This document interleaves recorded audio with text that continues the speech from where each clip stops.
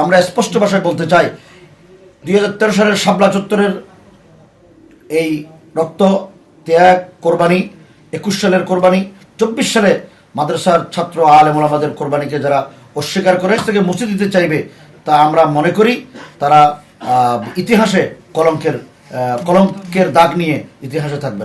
ত্যাগের উপরে, তাদের রক্তের উপরে, তাদের জীবনের উপর ভর করেই তো 24 রচিত হয়েছে।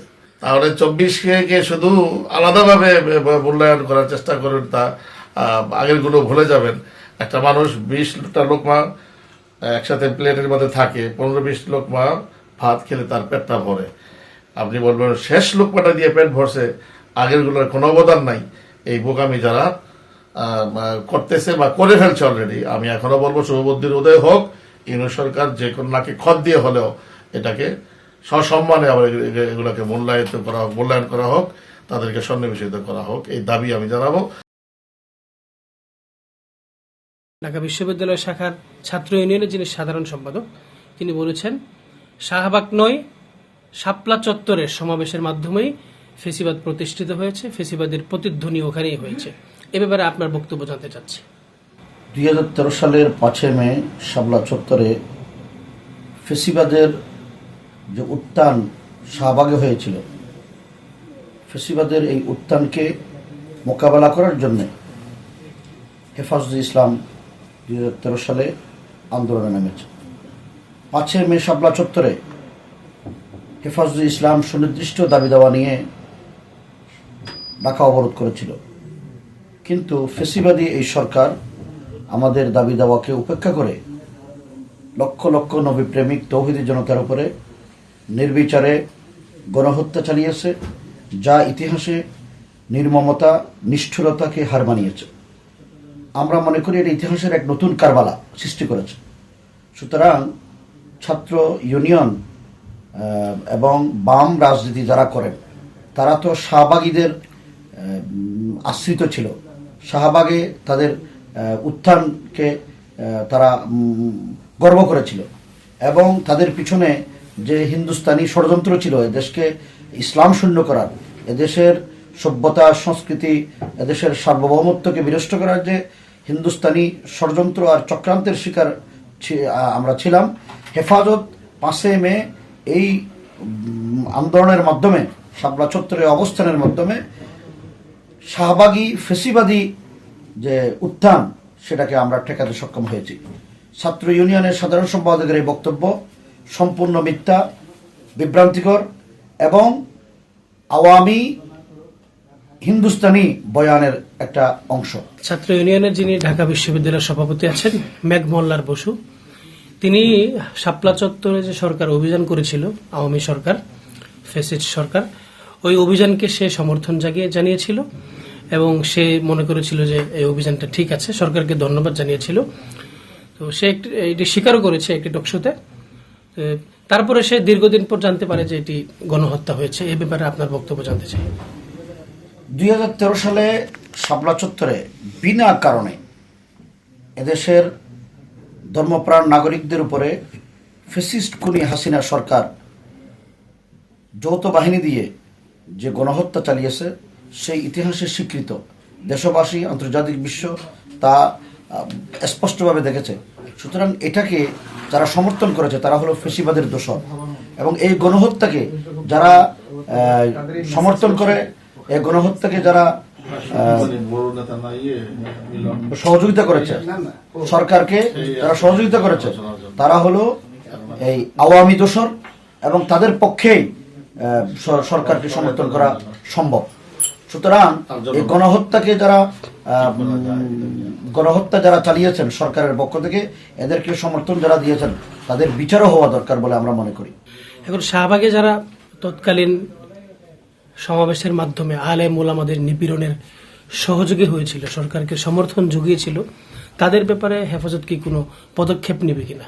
আমরা ইতিমধ্যেই শাহবাগী গণজাগরণ মঞ্চের যে আহ্বায়ক ছিল ডাক্তার ইমরান সরকার এবং তার দোসর যারা ছিল, তাদেরকে অভিযুক্ত করে শাপলা চত্বরের গণহত্যার ইন্ধনদাতা হিসাবে এবং শাপলা মেচাকারে তাদের যে প্রত্যক্ষ এবং পরোক্ষ যে ভূমিকা ছিল, সেটাকে আমরা যাচাই বাছাই করে সুনির্দিষ্ট অভিযোগের মাধ্যমে আন্তর্জাতিক অপরাধ ট্রাইব্যুনালে হেফাজতে ইসলাম বাংলাদেশের পক্ষ থেকে খুনি হাসিনা সহ সকলের নাম উল্লেখ করে মামলা দায়ের করা হয়েছে।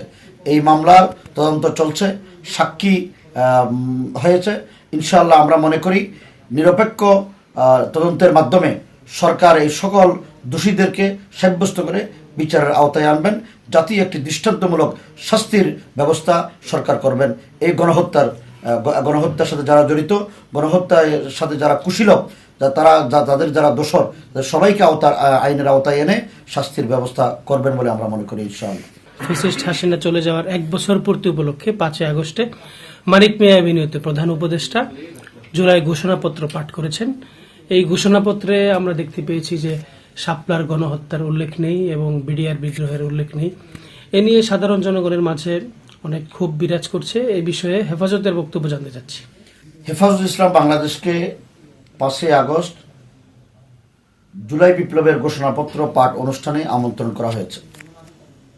আমাদের প্রধান চাহিদা ছিল, আমাদের প্রত্যাশা ছিল সরকার এই ঘোষণাপত্রের মাধ্যমে খুনি হাসিনার বিচার এবং তার দোষরদের বিচারের অঙ্গীকার করবেন এবং সেটাকে আইনি ভিত্তি রচনা করবেন, সাংবিধানিকভাবে স্বীকৃতি দিবেন। প্রধান উপদেষ্টার এই বক্তব্যের মাধ্যমে আমরা তার বিচারের কথা উল্লেখ করেছেন, আইনি প্রক্রিয়ার কথা উল্লেখ করেছেন এবং সাংবিধানিক স্বীকৃতির কথা উল্লেখ করেছেন। এই জন্য আমি আমার একটা সাক্ষাৎকারে বলেছিলাম যে আমাদের প্রত্যাশা, বিচারের যে দাবি, সে প্রত্যাশা পূরণ হয়েছে।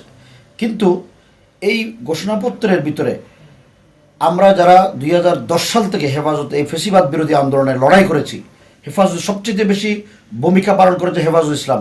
2010 সালে হেফাজত ইসলামের উপরে আক্রমণ হয়েছে, আমাদের প্রায় শতাধিক ভাই গুলিবিদ্ধ হয়েছেন বালুছড়ায়।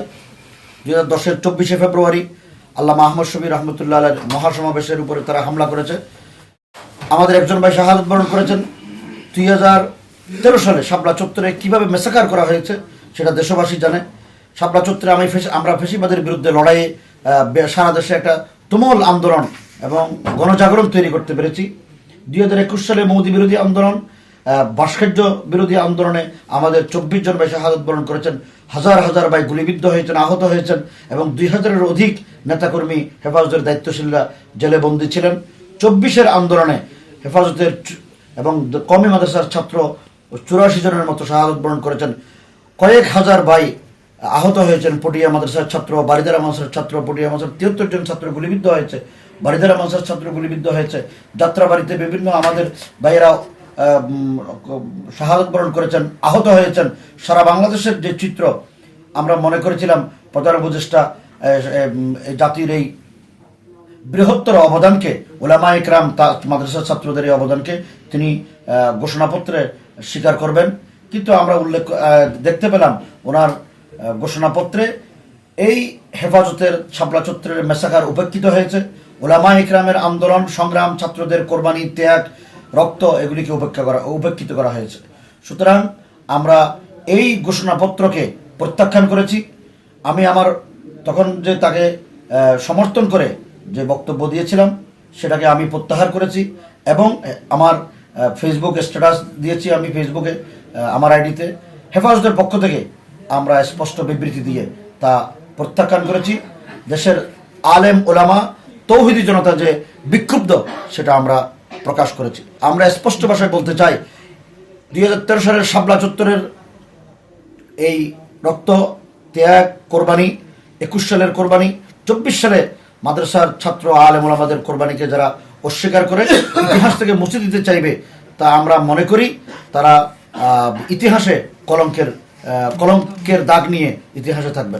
অতি সম্প্রতি আমরা গণমাধ্যমে দেখতে পেয়েছি যে জমিয়তে উলামা ইসলাম, আপনাদের যে দল রয়েছে, এবং জাতীয়তাবাদী দল বিএনপির কেন্দ্রীয় নেতৃবৃন্দের সঙ্গে আপনাদের একটি মিটিং হয়েছে। সেখানে আপনাদের সভাপতিও ছিলেন, আপনিও ছিলেন, আমরা দেখতে পেয়েছি।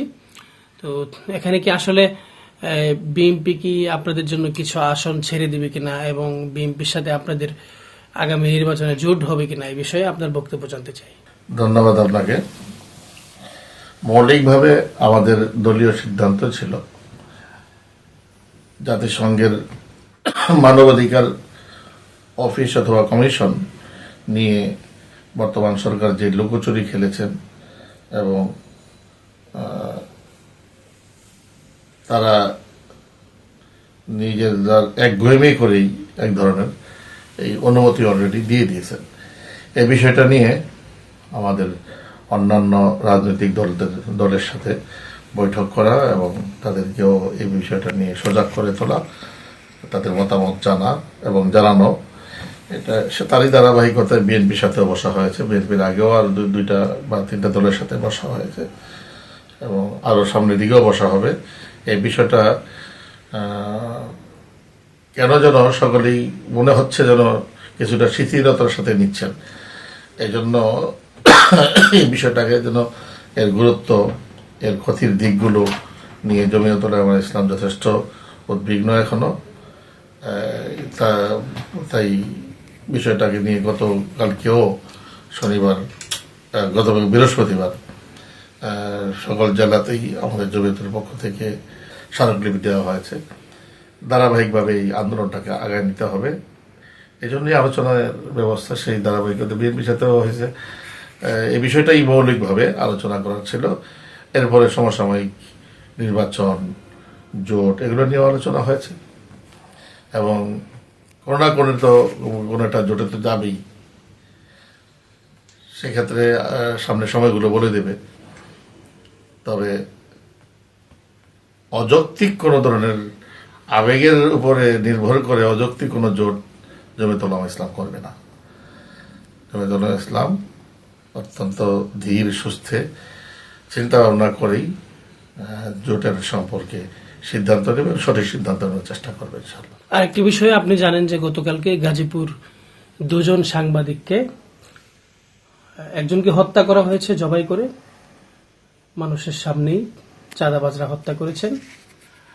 আরেকজনকে আমরা দেখেছি যে ইট দিয়ে তার শরীরকে থেতলিয়ে দেওয়া হয়েছে। তো এই যে আইন শৃঙ্খলার কি এটি অবনতি কিনা আপনি কি মনে করেন একজন রাজনীতিবিদ হিসাবে? অবনতি মানে কি? চরম অবনতি।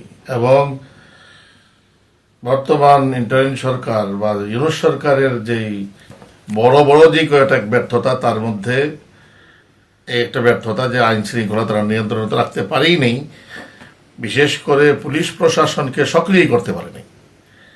এই ব্যর্থতা তাদেরকে মেনে নিতে হবে এবং এর দায়ও তাদেরকে নিতে হবে। আমি এই কথাটা খুব দৃঢ়তার সাথে বলবো যে আসলে সন্ত্রাসী, চাঁদাবাজি যারা এই ধরনের পৈশাচিকতা দেখাতে পারে, এদের কোনো দল হয় না। এরা সন্ত্রাসী, এরা চাঁদাবাজ। এই জন্য দলের দিকে না তাকিয়ে কে সে কোন দল করে বা না করে, আদৌ জানি না তারা এমনিই তারা ডাকাত কিনা, এগুলো দেখার বিষয়। আইন শৃঙ্খলা বাহিনীকে অনুরোধ করব, আপনারা সক্রিয় হন, আত্মবিশ্বাসী হন এবং সমাজের শৃঙ্খলা বজায় রাখাই তো আপনাদের কাজ। আইন শৃঙ্খলাই হাতের মুঠো থেকে চলে যাচ্ছে, মানুষ এভাবে নির্যাতিত হচ্ছে, চাঁদাবাজি করবে, চাঁদা না দিলে আবার কি এভাবে পৈশাচিকতা দেখাবে। এটা তো একটা ভদ্র মানুষের দেশ, এটা তো কোনো জঙ্গল না। বিধায় এটা প্রশাসনকে অত্যন্ত গুরুত্বের সাথে নিতে হবে এবং তদন্ত করে বের করতে হবে। যেহেতু হাজার হাজার মানুষ দেখেছে, এটা লোক সম্মুখেই কাজ করেছে, মনে হয় না তাদেরকে বের করা খুব বেশি কঠিন হবে। পুলিশ প্রশাসন সক্রিয় হলে এটা 24 ঘন্টায় কি তাদেরকে আইনের আওতায় আনা সম্ভব।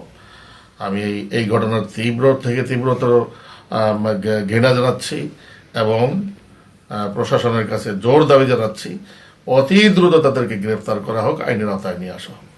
জুলাই ঘোষণাপত্রে হেফাজতকে মাইনাস করা হয়েছে, এটি নিয়ে অনেকেই ক্ষোভ ঝাড়ছেন, বিশেষ করে হেফাজত নেতাকর্মীরা। এ বিষয়ে আপনারা অন্তর্বর্তী সরকারের কোনো আন্দোলনে যাবেন কিনা? যে কোনো জিনিসই আসলে প্রথমেই তো আর আন্দোলনে যাওয়া হয় না, এটা একটা নেগোসিয়েশনের পদ্ধতি আছে। নেগোসিয়েশন হবে, হচ্ছে অলরেডি, এখানে কি হচ্ছে।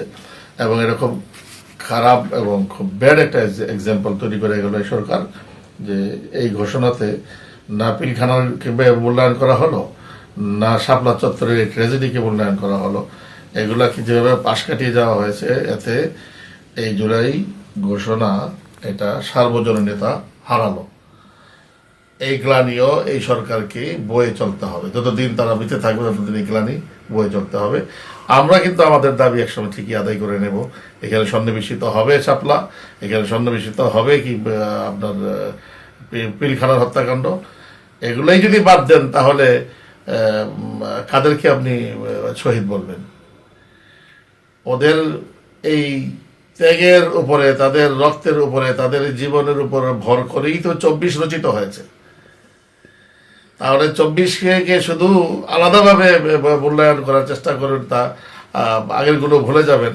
একটা মানুষ 20টা লোকমা একসাথে প্লেটের মধ্যে থাকে, 15-20 লোকমা ভাত খেলে তার পেটটা ভরে।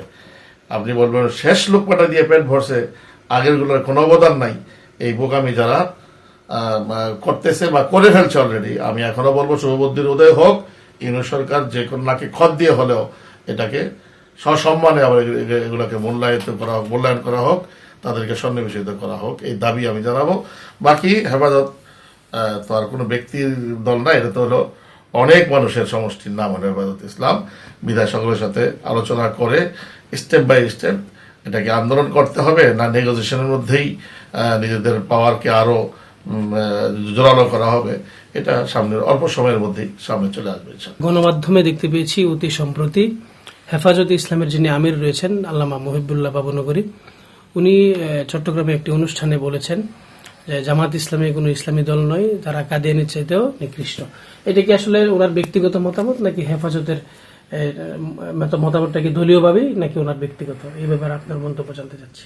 এটা উনি অবশ্য হেফাজতের পরিচয় তো উনি দেননি, উনি ব্যক্তি হেফাজতের মতো আরেকটা প্রতিষ্ঠান, এত বড় ব্যক্তি বিধায় ওনার ব্যক্তিগত মতামত আর লক্ষ লক্ষ ওনার মতো আছে যাদের মতামত এমন।